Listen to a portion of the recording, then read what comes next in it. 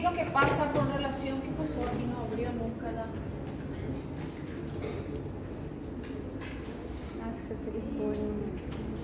Esperar la magia. Ahí está.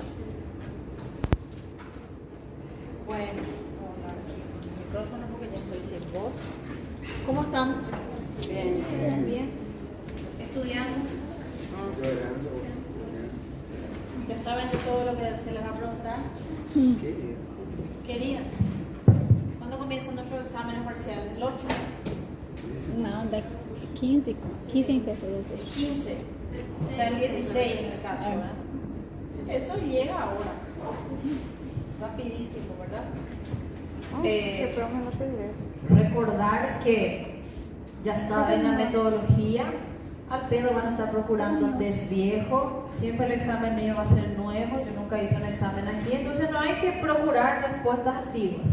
Estudiar de lo que nosotros hablamos. Ya saben el abordaje, más o menos. Yo siempre les voy diciendo qué importa en la clínica, qué importa en el tratamiento. ¿Está bien? Tratar de anotar lo que nosotros vamos hablando. No tratar de aprender de memoria. Tuve 2 o 3 experiencias en otros grupos también, que hicieron un examen y como que una pregunta se repitió en uno y se repitió en el otro y acabaron errando todo. No quiero que ustedes aprendan a memorizar, ese no es mi objetivo, ¿está bien? El objetivo es que ustedes entiendan. Y este parcial va a ser un poquito complicado porque todavía hay temas de neumo y va a haber temas de gastro que nosotros ya hablamos. Vamos bajando, ahora empezamos a hablar esófago, hablamos un poquito del estómago, hablamos de úlceras, continuamos bajando, entramos en vías biliares. Y vamos a finalizar con el intestino, ¿verdad? Tanto intestino diarreas como intestino grueso, que es colon, que en realidad colon da enfermedades inflamatorias intestinales, cáncer de colon, que es lo que hace parte de nuestro contenido. Bien, les decía, esto es relativamente fácil, no es tampoco que, técnico, es súper fácil. Yo necesito que ustedes entiendan esta parte bien porque hay 2 grandes grupos de enfermedades que nosotros hablamos cuando hablamos de síndrome ictérico. Nosotros hablamos de cirrosis hepática, que es lo primero que uno piensa en clínica médica. Fíjense que cambia totalmente el pensamiento, el abordaje si yo estoy hablando de quirúrgica. Porque si veo un paciente quirúrgica, lo primero que pensamos es patología biliar. Litiasis, colangitis, cáncer de cabeza de páncreas, ¿sí o no? Y ustedes, viendo un resultado de laboratorio, tienen que ser capaces de discernir, calma, este paciente ictérico, él está ictérico porque es un problema quirúrgico, porque es un problema clínico. Así en un laboratorio ya tener una idea, eso es importante, ¿está bien? Entonces, esa es la idea más o menos que quiero que se lleven hoy, como yo interpreto cuando veo a un paciente con síndrome ictérico, ¿verdad? La ictericia o síndrome ictérico es esto, es la coloración amarilla de piel, de mucosa, de esclera. ¿Y a qué se debe eso? Un aumento de la bilirrubina. Ahora, en ningún momento nosotros, solamente porque el paciente está amarillo, ya sabemos el motivo por el cual se incrementó esa bilirrubina. Ahí es la importancia de clasificar dependiendo su origen y clasificar dependiendo la enfermedad en cuestión. Para eso tenemos que recordar de dónde viene la bilirrubina. ¿Recuerdan? Algo. Viene de la hemácia, viene de la hemapía, ¿verdad? Recordar que la hemoglobina tiene una parte hem y tiene una parte globina. Entonces ese eritrocito que pasó por el proceso de reparación, en realidad es hemocateresis, le mato al eritrocito acá en el vaso, eso es lo que pasa, y se recicla el contenido. Parte de ese contenido, mayormente la hemoglobina, globina, todo lo que termina en ina, una proteína, un conjunto de aminoácidos. Pero esa porción M que tiene el hierro, que es el que se pega realmente al oxígeno, esa porción M deviene o cae en manos de lo que sería la biliverdina reductasa. ¿Qué pasa con esa enzima? Yo tengo de repente biliverdina, que eso es lo que realmente viene del proceso de degradación de los hematíes, y ahí se queda bilirrubina como consecuencia. Esa bilirrubina tiene unas proteínas de unión en la entrada del hepatocito, pero a partir de acá yo ya tengo un primer problema.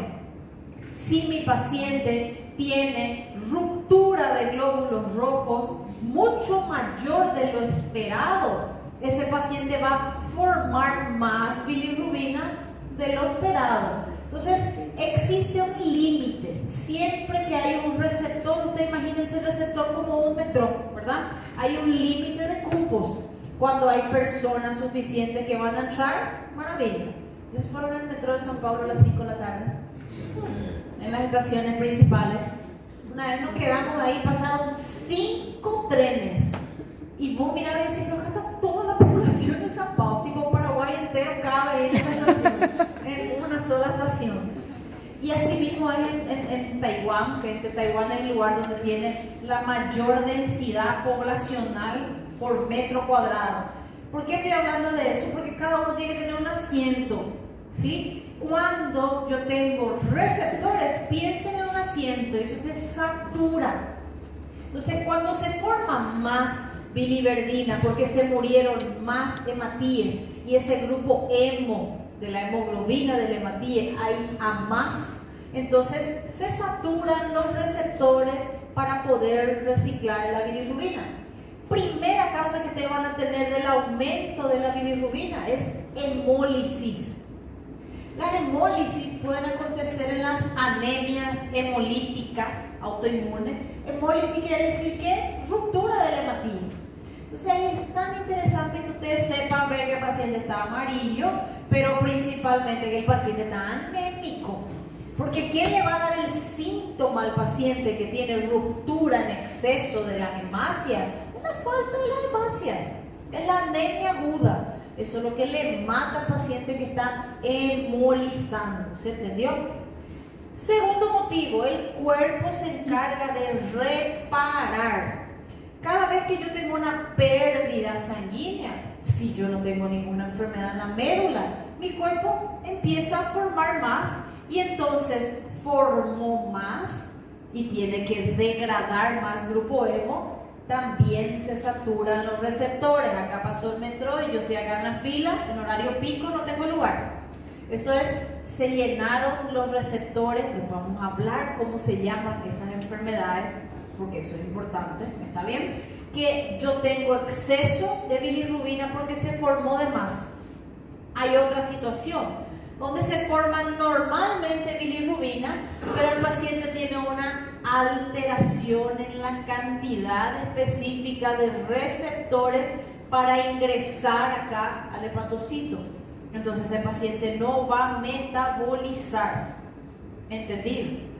Hay que entender algo más. ¿Para qué tiene que entrar a ese hepatocito? Porque una vez que la bilirrubina ingresa, empieza a formar parte de todo lo que es el metabolismo biliar. Y recuerden que se forman las sales biliares con el objetivo de absorber las grasas. Entonces, si yo tengo que hasta aquí llegó bien la formación de esa bilirrubina para que se convierta en sal biliar y salga después al duodeno, colédoco y duodeno, con la alimentación. Ustedes recuerdan que ya se almacena la vesícula y la vesícula se vacía cuando yo como algo que necesita de bilis. O sea, cuando yo estoy comiendo aquel pastelito frito, crocante, picañita, con grasita, con... escucharme cómo se frita. Siempre les dejo con hambre en este horario, ¿verdad? ¿Sí? Más o menos, no voy a empezar a hablar ahora de necesito hacer dieta, entonces voy a hablar de lechuga, tomate, de torrada integral, de suco de tox. Ahí la bilirrubina ni se inmuta, ¿sí? Ni pasó por ella la noticia de que el ser humano va comiendo, ¿verdad? Entonces, ¿por qué es importante eso? Porque los alimentos que desencadenan la liberación de bilis son los alimentos ricos en grasas. ¿Está bien? A veces uno piensa en grasa y piensa exactamente en lo que yo dije, en una fritura, en una carne gorda. No, gente, la grasa está contenida en el queso, en la leche. ¿Está bien? Hay otros alimentos que tienen grasas saludables, inclusive como el maní, el aguacate, el girasol, el coco. Eso también son alimentos ricos en grasa.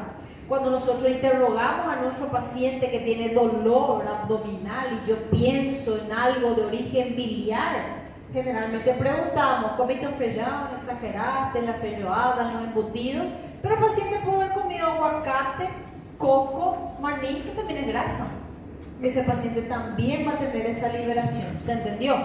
Entonces, ese mecanismo para que esa bilirrubina que entró empiece a formar parte es la conjugación o glucorinación que se hace a través de la glucoroniltransferasa, que es una enzima que se encuentra dentro del hepatocito, y la bilirrubina que entró como indirecta, o le llamamos también de no conjugada, pasa a convertirse en bilirrubina directa o bilirrubina conjugada.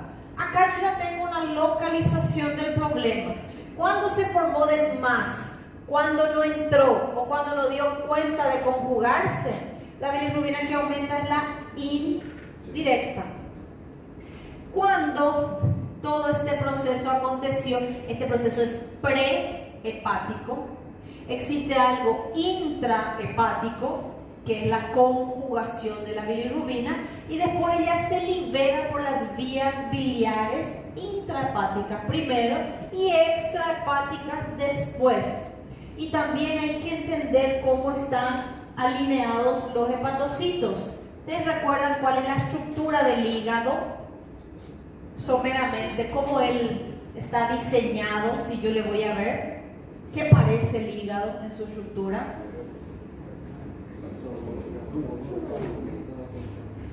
Sí, pero algo, comparen con algo que les haga recordar el hígado.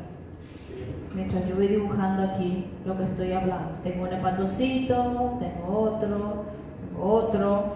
Recordar que el parénquima hepático tiene la particularidad que la vena que va a entrar acá es la porta. ¿Está bien? Y atrás va a pasar la vena cava inferior que está yendo para el corazón. La vena que va a salir del hígado es la vena hepática. ¿Está bien? La que llega al hígado es la porta. Y acá acontece algo interesante. Normalmente las venas terminan en el corazón. Yo tengo una arteria que convierte en arteriola, capilar, vénula, corazón. Aquí no, gente. Del intestino salió el sistema porta, entró en el hígado y él se convirtió de nuevo en capilar. Ese capilar portal se llama sinusoidal. Él también está trayendo otro contenido. Todo esto para llevar acá al hepatocito, porque el hígado es un órgano de metabolismo. ¿Cuál es la particularidad acá de este ilio? Solo la porta entra del hígado. ¿Qué más entra del hígado? Arteria hepática. En este hilo, aparte de una vena, entra la arteria hepática. Eso es importante. La vena hepática ya sale. Lo dibujé acá arriba para poder entender que ya va la vena cava inferior. La arteria hepática entra y todo este nutriente, ya sea del sistema porta o del sistema de la arteria hepática, viene acá para que el hepatocito metabolice y se forma una columna, un corredor entre un hepatocito y otro. Este corredor que se forma es el conductillo biliar. A partir de este conductillo empiezan a salir vías biliares mayores, derecha, izquierda, después se convierte en una sola. Aquí se va a juntar el de la vesícula, y ustedes ya se recuerdan de esto, colédoco, y llegó al intestino.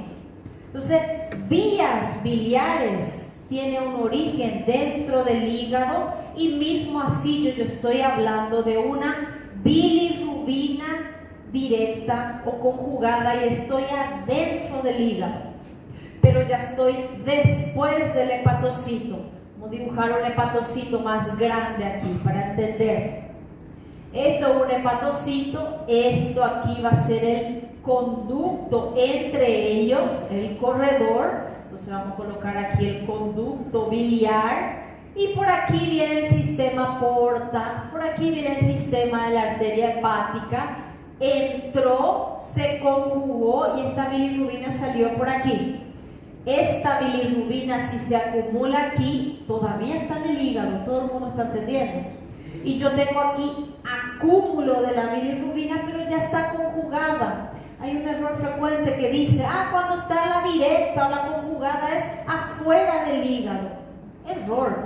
Simplemente es después del hepatocito, porque adentro del hepatocito acontece la conjugación.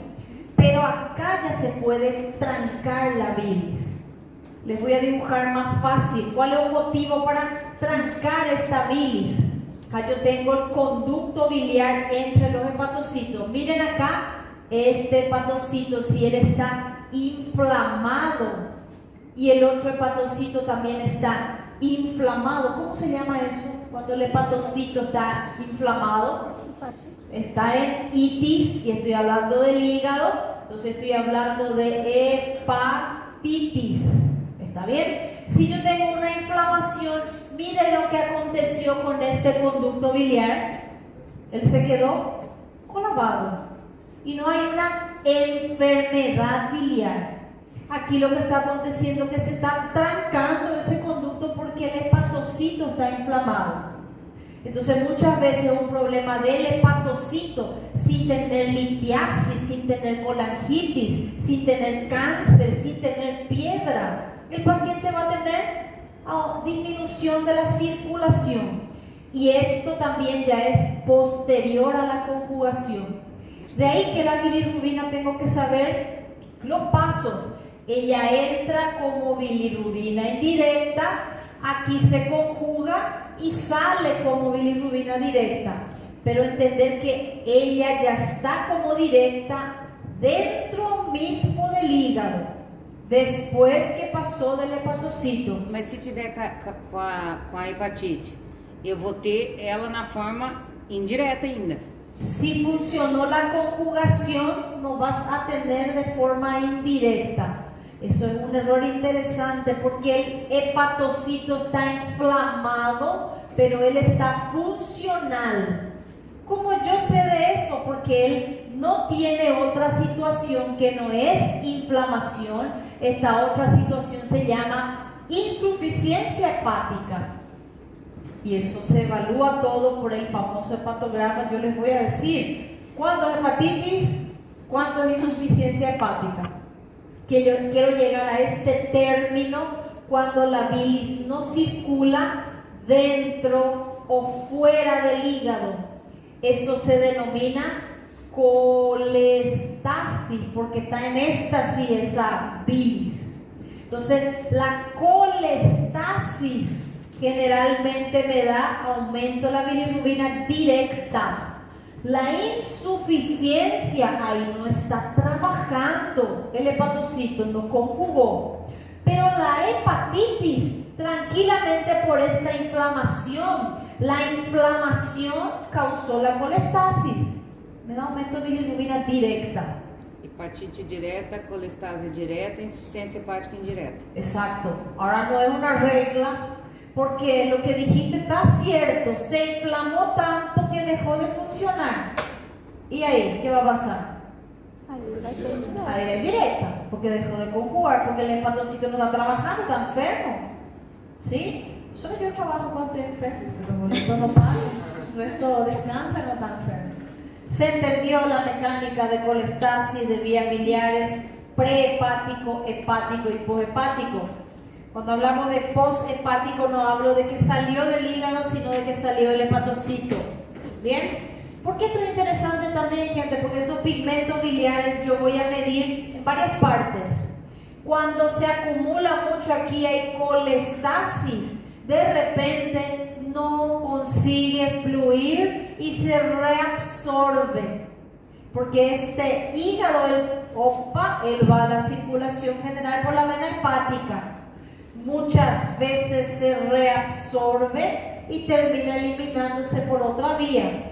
Otras veces la colestasis está aquí en la vía biliar, trancado, se reabsorbe por aquí y se elimina por la orina. ¿Cuándo acontece eso? Cuando está trancada totalmente esta vía biliar, o cuando hay tanta hepatitis que permitió que la bilirrubina que se estaba acumulando pase a la sangre, a la circulación. gera. Ahí el paciente filtra pigmento por la orina y todo el mundo sabe, las mamás saben eso. Usted les pregunta, mamá, ¿qué tengo que pensar cuando la orina es color de guaraná? Dice, hepatitis. Pregunten si no me creen, ¿sí? Entonces, es interesante entender todos esos mecanismos, ¿ok? ¿Hasta ahí todo bien? Los síntomas asociados nos ayudan mucho en la causa. Entonces, vamos de nuevo. Eritrocitos en la médula, en general en el vaso, más que todo hay hemocateresis, se fagocita esos hematíes para poder reciclar, y a partir del grupo M se forma bilirrubina que vino al hígado. Tengo bilirrubina conjugada, ¿está bien? Normalmente hay una eliminación mínima de pigmentos biliares por la circulación, esa es la urobilina, ¿bien? Cuando yo tengo trancada la vía biliar extrahepática, díganme cuándo está trancada la vía biliar extrahepática. Coledocolitiasis. ¿Cuándo va a estar trancada? Piensen. Cáncer de cabeza de páncreas, litiasis en la vía biliar, una colecistitis terrible, inflama todo eso, también puede obstruir, ¿está bien? ¿Qué más por aquí? La propia inflamación de la vía biliar, que es una colangitis, también puede acontecer aquí. Todo eso no permite que la bilis salga. Si no sale nada de bilis aquí, ¿cuál es la clínica que me hace sospechar eso? Hay cero bilis en el intestino. Acolia, la bilis da el pigmento de las heces. Entonces, una pregunta interesantísima que yo tengo que hacer es acolia. Si hay acolia porque no pasó, yo me tengo que acordar. Opa, recirculó, ¿salió por dónde? Por la orina. Acolia, si realmente está obstructivo, va acompañado de ¿qué? Coluria. Los pigmentos van por la orina. ¿Está bien? Solo se elimina cuando está trancado. No, se elimina a diario, pero poca cantidad. ¿Se entendió eso? ¿Hasta ahí alguna duda en la anatomía? Pero bueno, vamos. No caso, a colia também vai dar numa insuficiência hepática. No, la colia significa nada más que el pigmento no llegó al intestino para pintar las heces. Por eso, ausencia de... No se ve casi acolia, lo que se ve es hipocolia. ¿Entendido? ¿Cómo? Bien, el síndrome ictérico, ¿cómo nosotros diagnosticamos síndrome ictérico? Por la clínica, pero catalogar que es debido a pigmentos biliares en laboratorio. Dosaje de bilirrubina total. En el adulto nosotros hablamos generalmente de valor de 2 miligramos por decilitro, ¿está bien? Y en el recién nacido, recordad que el recién nacido, solo para mirar acá, ellos nacen con hemoglobina alta, ves que lo habitual de ellos, lo esperado. Entonces hay una hemólisis fisiológica en ellos, y que fisiológicamente yo puedo tener más bilirrubina de lo que el hígado puede procesar. Eso puede ser la ictericia fisiológica del recién nacido, que ustedes saben por pediatría que tiene sus límites.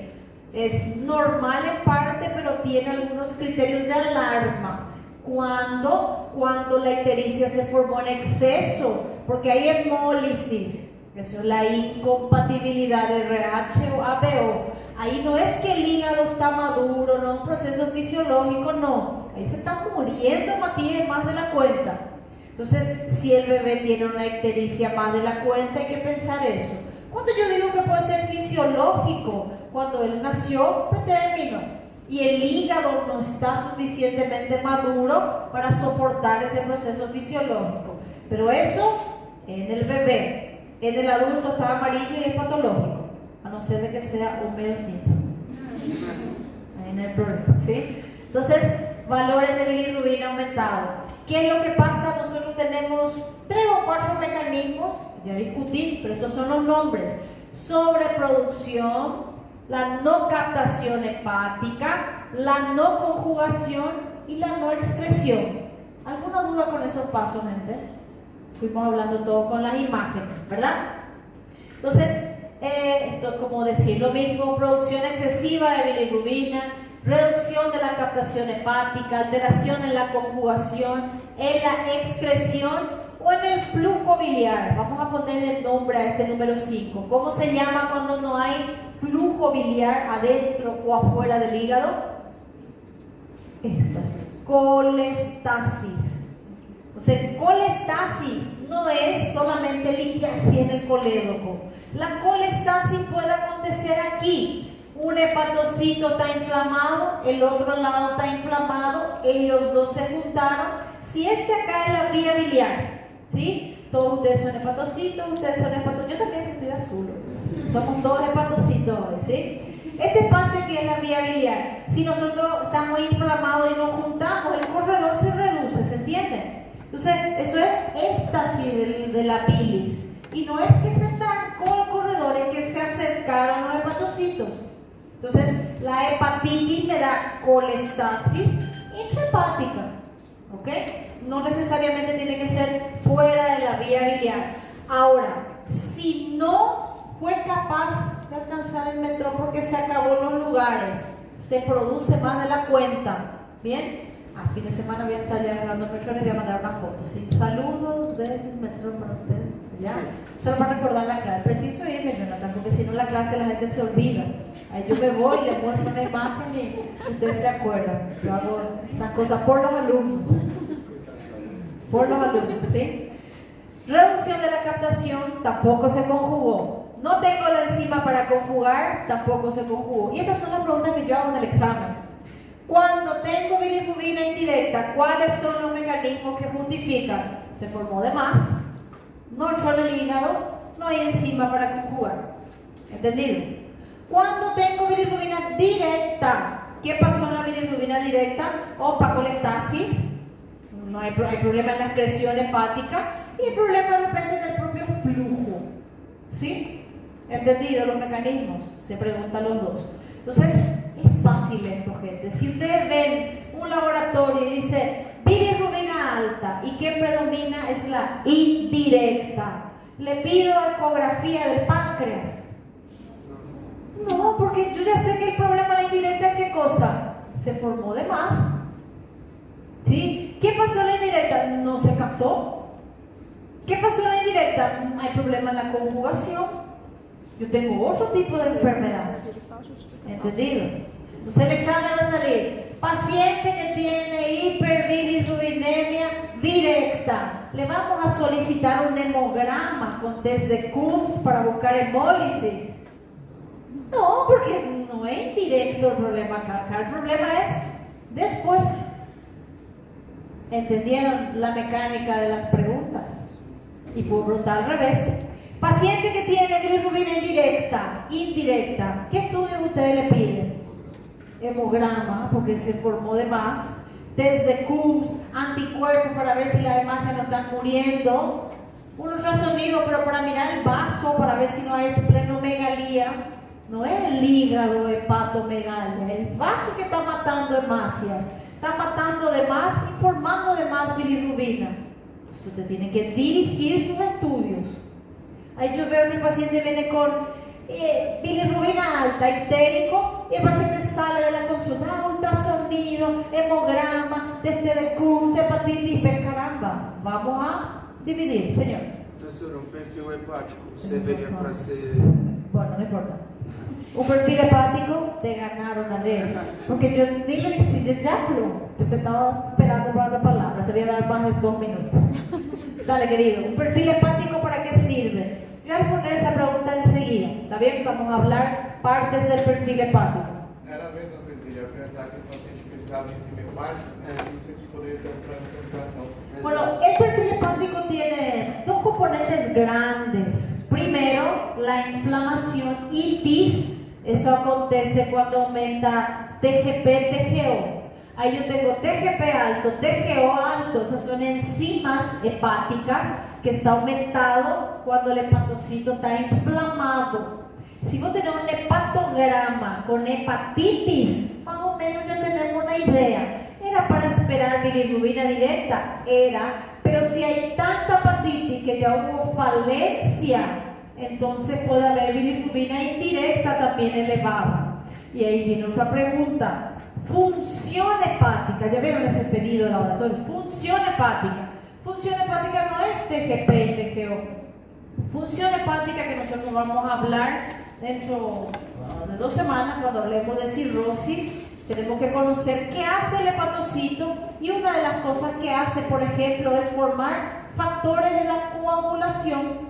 Entonces, un pedido de coagulograma llamaría la función hepática y no TGP y TGO. TGP y TGO te habla si hay hepatitis, pronto acabó. Vos puedes tener TGP, TGO normal y función hepática detonada en un paciente cirrótico. Él no está con hepatitis, pero está con insuficiencia hepática. No necesariamente tiene que haber hepatitis para haber colestasis. Nosotros hablamos acá de bilirrubina, en ningún momento yo hablé de TGP, TGO. ¿Entendido? Bien, entonces volvemos a hablar acá de antes del hígado, en el hígado, después del hígado, y le damos nombre porque está en la forma que habla el libro de Fisiopatología. Antes del hígado, las ictericias se clasifican como hemolíticas. De ahí que, si yo te pregunto prehepáticas, me tenés que decir hemograma, test de Coombs, ¿está bien? Si yo te hablo de un probable origen hepático o hepatocelular, como yo sé que el problema es hepatocelular, porque hay hepatitis. Como yo sé que hay hepatitis, aumento de TGP, aumento de TGO. ¿Entendido? Tercera causa, poshepática, le llamamos también obstructiva o le llamamos también colestásica. Entonces, el paciente amarillo puede estar amarillo por hemólisis, por un daño hepatocelular, porque se trancó la vía biliar. ¿Entendido? No me pidan ecografía hepática en un paciente con ictericia prehepática. No tiene sentido ninguno. ¿Está bien? Que yo voy a descubrir ahí absolutamente nada. O sea, pero está amarillo. Vamos a pedir que le evalúe el cirujano. Tiene que morir. ¿Qué va a hacer si no le vamos a operar la hemólisis? No, porque ictericia es enfermedad quirúrgica. No, calma. Vamos a analizar primero. ¿Es prehepática, hepática o poshepática? ¿Entendido? Siempre esto para poder buscar las causas. Entonces, predomina la no conjugada. Tengo prehepática porque hay producción excesiva. Estas son las causas de hemólisis, eritropoyesis ineficaz. Y acá una tercera causa que ustedes van a ver en el internado. Paciente politrauma, paciente postquirúrgico, que tienen hematomas, que tienen sangrado, se reabsorbe. Recuerda que el cuerpo se recicla todo. Y ahí yo tengo exceso o producción excesiva. Paciente con hematoma, yo sé que está amarillo esos pacientes. Usted ve el propio hematoma se queda amarillo. Y bueno, justamente producción excesiva. ¿Qué más puede acontecer? Un paciente que no tiene buen flujo hepático, y el flujo puede deberse por el sistema porta o por la arteria hepática. Entonces, no hay una buena llegada de bilirrubina en el hepatocito. El hígado está esperando. Si no llegó la bilirrubina, no va a conjugar. Entonces, cuando no llega la bilirrubina, cuando no se le aporta al hígado, la causa más interesante de esto es insuficiencia cardíaca. ¿Okay? El paciente puede tener aumento de la bilirrubina indirecta porque el flujo del hígado es bajo y la bilirrubina está en la sangre y que bombea el flujo al corazón. Insuficiencia cardíaca, aumento de la bilirrubina indirecta. ¿Entendido? ¿Les parece que es solo indirecta? ¿Qué piensan? ¿Cómo? Directa también, ¿por qué? No, pero directa es porque llegó y entró acá en el hepatocito y tiene que salir. Si voy a hablar de directa porque ya se conjugó y tiene que salir. La salida del hígado también puede estar alterada por el mismo mecanismo, congestión. ¿Ok? Algo muy parecido a eso. Entonces, en el paciente con ICC, lo que se suele ver es aumento de la bilirrubina. No predomina directa, no predomina indirecta, porque hay dos mecanismos implicados.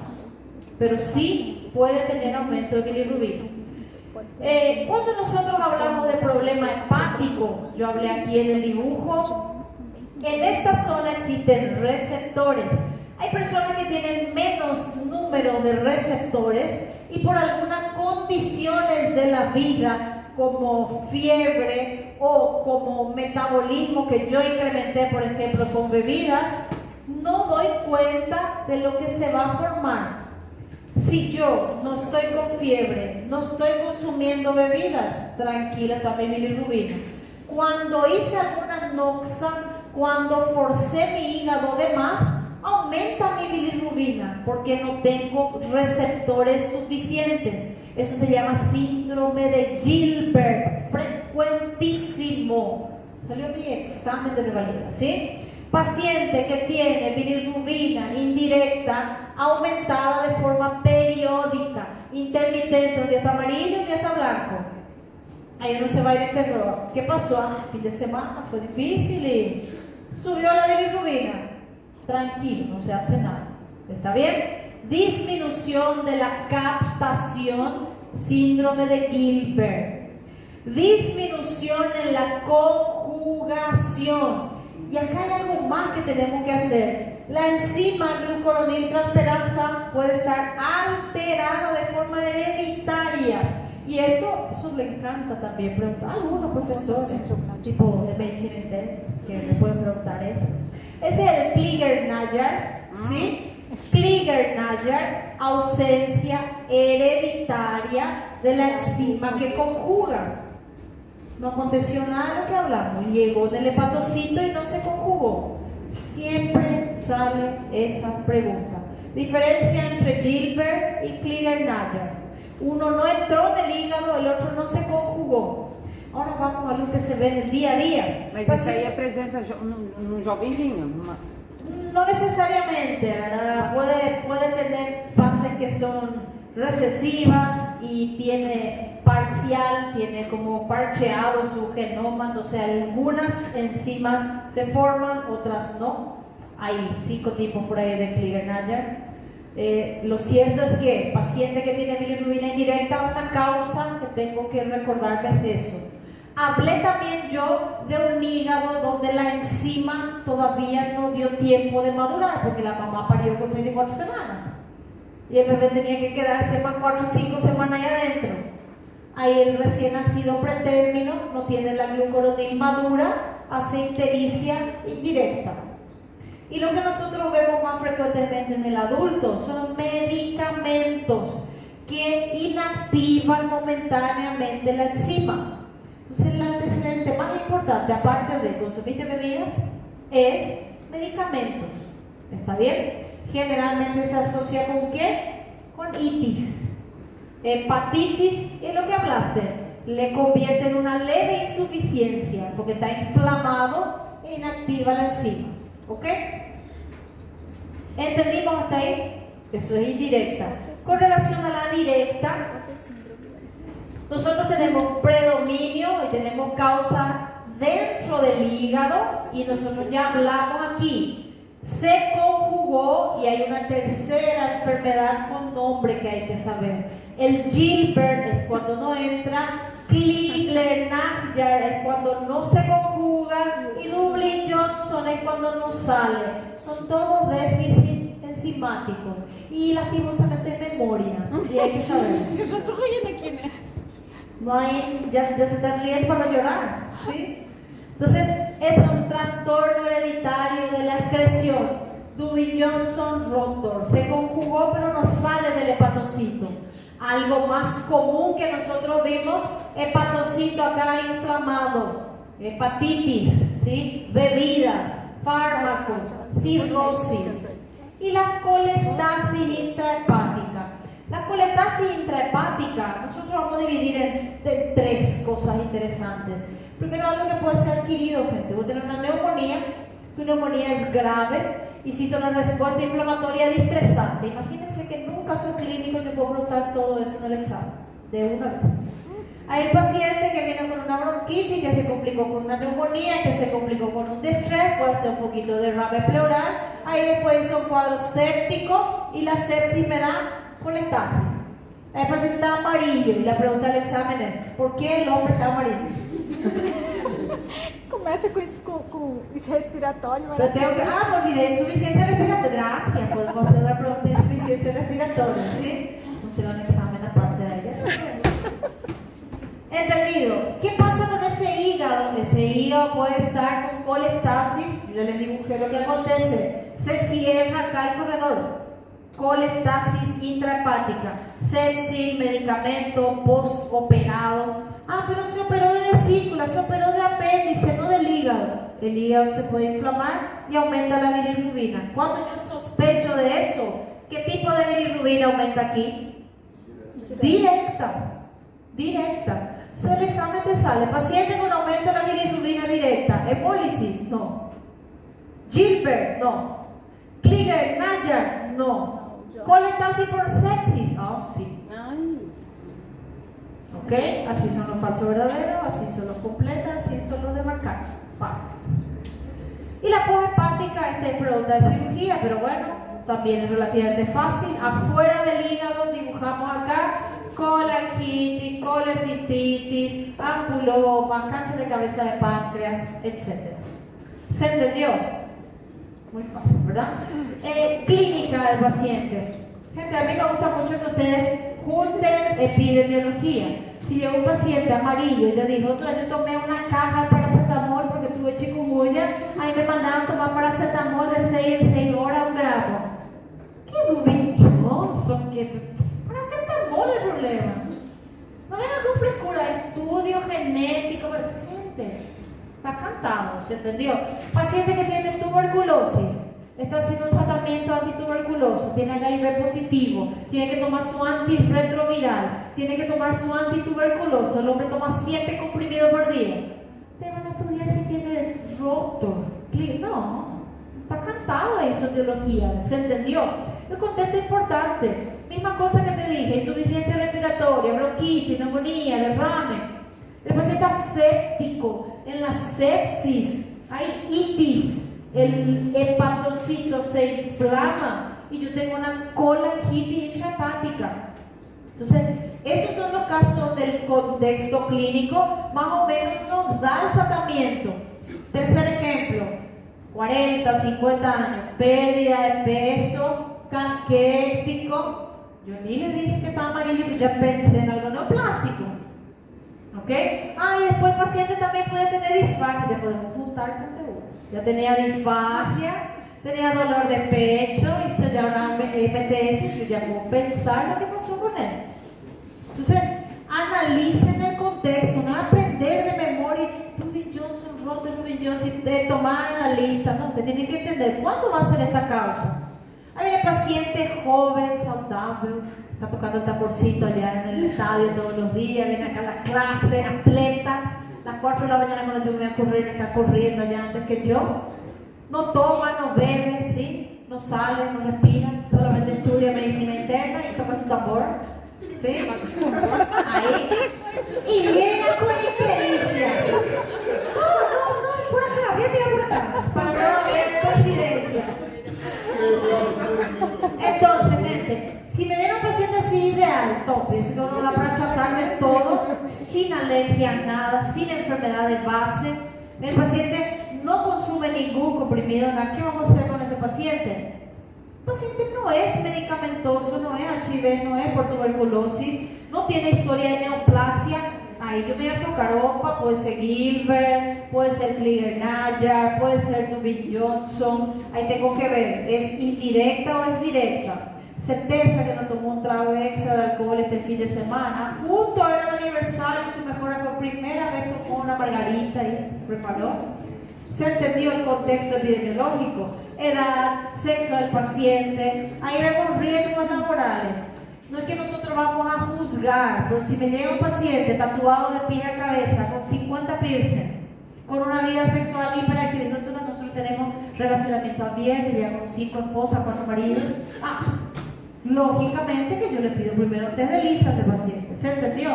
Pensar como médico, jamás juzgar, pero saber el riesgo inherente por esa conducta. Puede ser hepatitis B, puede ser HIV, eso hay que pensar. ¿Entendido? Epidemiología. No sé si hablé de drogas. Históricos familiares interesantes en las enfermedades hereditarias. Alguien más en la casa se ponía amarillo de tanto en tanto, ahí pensé Gilbert, ahí pensé Dwayne Johnson, ¿entendido? Hay antecedente familiar. Las hemorragias, hay que pensar en las hemorragias y hay que pensar hoy si alguien viene amarillo, para mí es chikungunya, por lo contrario, o dengue.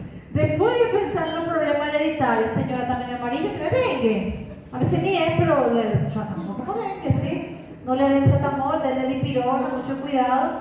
Virus benignos, entre comillas, pueden ser muy hepatotropos.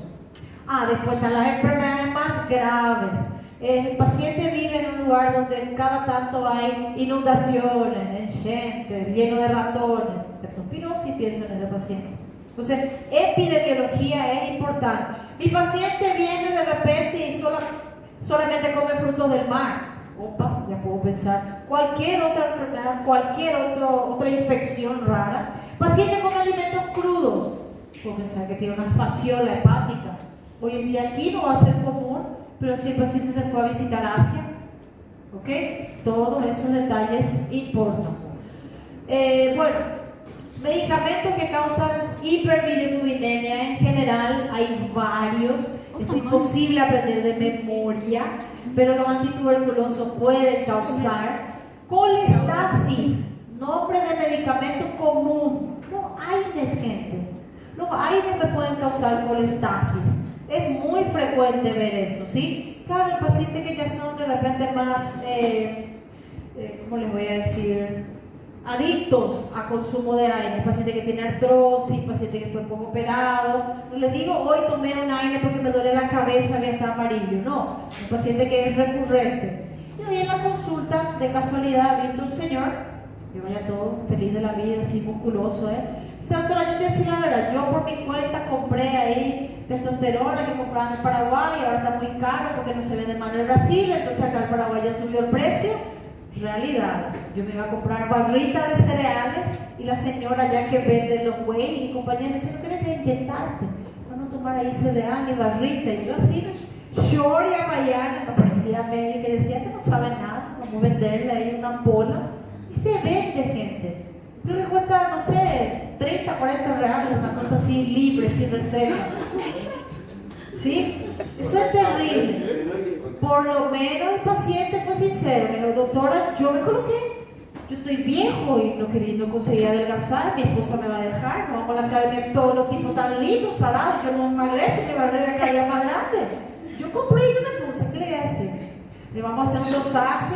Retornó, me dijo, doctora, por favor decime que yo preciso suplementar. La testosterona estaba ya súper bien. Su dihidroepi súper bien. Había valores normales, no tenía ningún síntoma, nada. Él simplemente quería por su cuenta. Porque con certeza acelera el metabolismo. Imagínate el hombre que le da un extra, lógicamente le acelera, ¿verdad? En todos los sentidos, imagínate. Su señora va a querer siempre ser su marido. Y yo no le podía prescribir eso.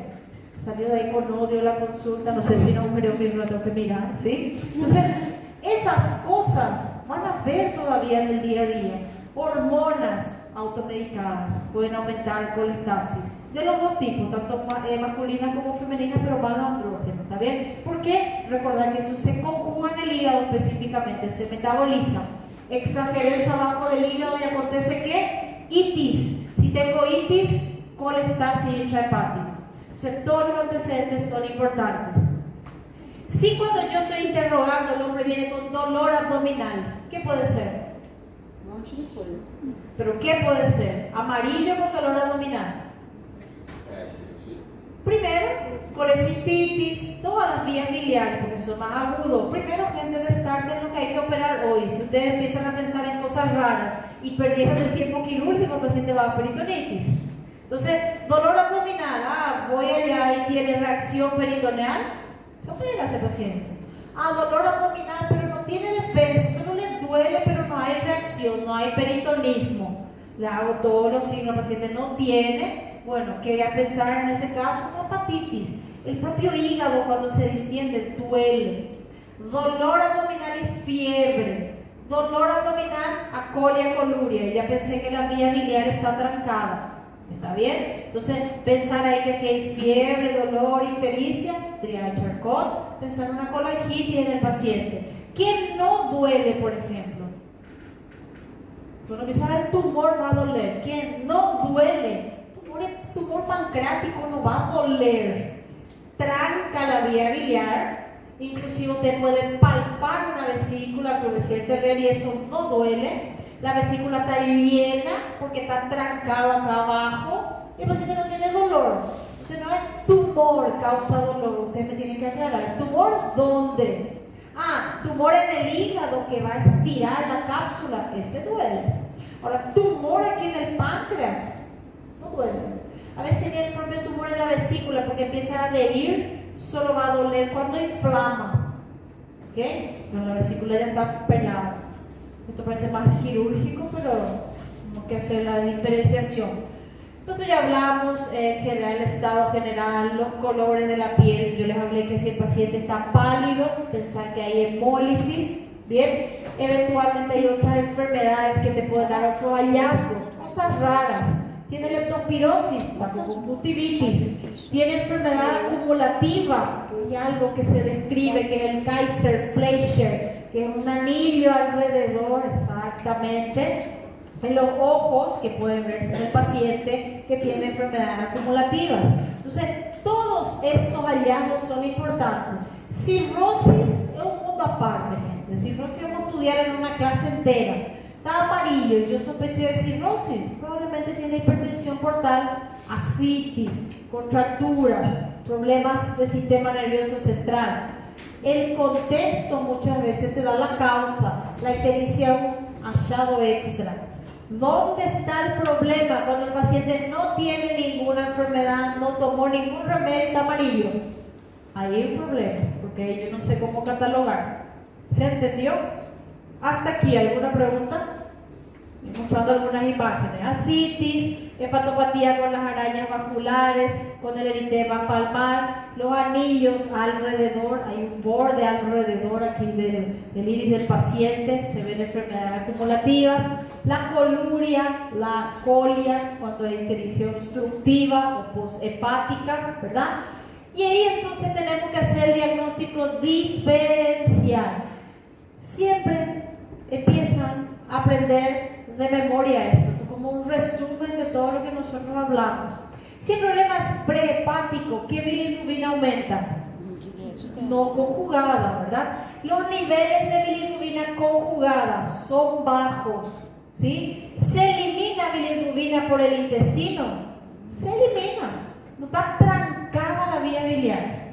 Esto es importante. El paciente que tiene bilirrubina alta prehepático tiene acolia. Falso. Acolia es cuando está trancada la vía biliar. Entonces yo voy a hacer dosaje de pigmentos y voy a ver. Puede haber urobilinógeno. Puede haber urobilinógeno porque eso hay normalmente. Independientemente si no está trancado, yo tengo exceso de bilirrubina. Voy a encontrar GOT y GPT alto. Se só na hepatite. No estoy hablando de hemólisis, estoy hablando de No. prehepática. No. Entonces, niveles de marcadores hepáticos bajos. Bilirrubina conjugada en la orina, así como cuando había colestasis. Recuerda que yo les dije, se trancó aquí, se reabsorbió y salió por el pipí. Hay coluria en la bilirrubina, en la ictericia prehepática, ¿sí o no? Não, eu acho que sim. Coluria, aumenta bilirrubina directa en la orina, directa. No, gente, porque la prehepática indirecta no llegó al hígado todavía. Y esto también pregunta falso y verdadero. ¿Qué? Esto es entender, porque se aprende de memoria todo es parecido al final. Entender. Vamos aquí para la hepatocelular, estamos terminando. La ictericia intrahepática o hepatocelular, recordar, puede haber nivel alto de bilirrubina no conjugada cuando hay insuficiencia. Pero el problema no era insuficiencia, el problema es hepatitis. ¿Qué bilirrubina está alta aquí? Conjugada. Eso es importantísimo, gente. No existe una diferencia acá, porque el problema puede estar en la conjugación o el problema puede estar en la colestasis. No trabajó el hepatocito, bilirrubina indirecta alta.